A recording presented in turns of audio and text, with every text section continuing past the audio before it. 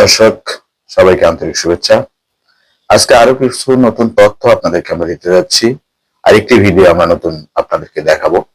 আপনারা দেখবেন, দেখা মাত্র শেয়ার করবেন যেন প্রত্যেকটি নাগরিক এই তথ্যগুলো জানতে পারে এবং ভিডিওটি দেখতে পারে। সবাইকে আন্তরিক শুভেচ্ছা। ভালো থাকবেন, সুস্থ থাকবেন, আমাদের সাথে থাকবেন।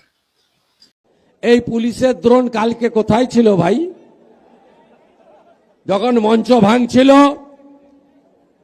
একটু আগে মিছিলের উপরে হামলা করছিল গলি থেকে, মাত্র 10টা লোক, আপনারা 5000 ছিলেন, আমি সামলে দিলাম। ওরা ফাঁদ পাচ্ছে। সুবোধ কমলরা রাত্রে ঘুমোতে পারছে না, কারণ আজ 6 মাস পরে সাইজ হবে। আজ 6 মাস বাকি আছে। যা অত্যাচার আর দুর্নীতি করেছে, একটা একটা করে ইট খুলে নিয়ে আসবে জনগণ। দেখবেন এদের পরিণতি। আমি স্বাধীনতা সংগ্রামীর বাড়ির ছেলে। আমার বাড়ির বিপিন অধিকারী 8 বছর জেলে ছিল। আমার বাপ ঠাকুরদারাও ব্রিটিশের শক্তি, ব্রিটিশের ক্ষমতার কথা বলেছে। আমি সিপিএম এর সঙ্গে লড়াই করা, নন্দীগ্রামে আন্দোলনে থাকা লোক। আমি দেখেছি সিপিএম এর ক্ষমতা এর থেকেও বেশি ছিল। আপনারাও দেখেছেন। আমি যত রাস্তা এখান দিয়ে আসছিলাম, দেখছিলাম লেলিন নগর, কালমার্স রোড, মানে ভারতের কোনো মনীষীর নাম নেই।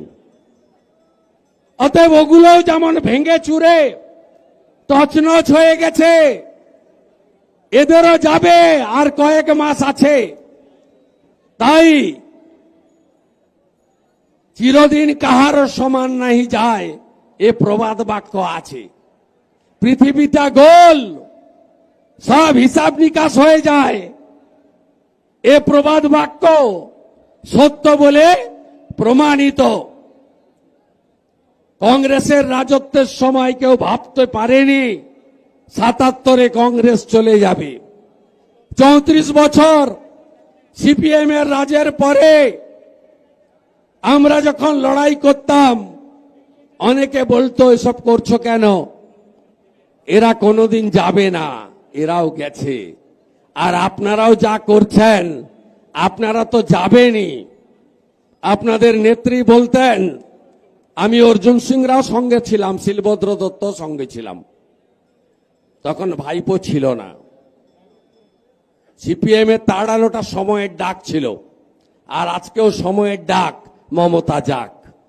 সেদিনও আমরা দেখেছি ঔদ্ধত্য, অহংকার, আজকেও আপনাদের তা দেখতে পাচ্ছি।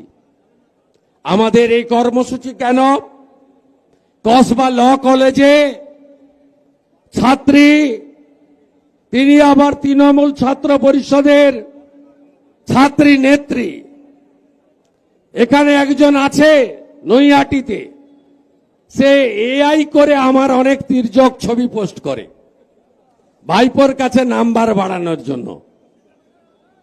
সে ব্লিচিং ফিনাইল সাপ্লাই দেয়, বড় নেতা, 2 বাচ্চার বাবা, সেও ছাত্র নেতা।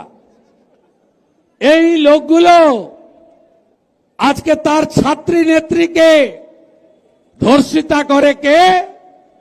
তৃণমূল ছাত্র নেতা মনোজিৎ মিশ্র, জুয়েব খানরা।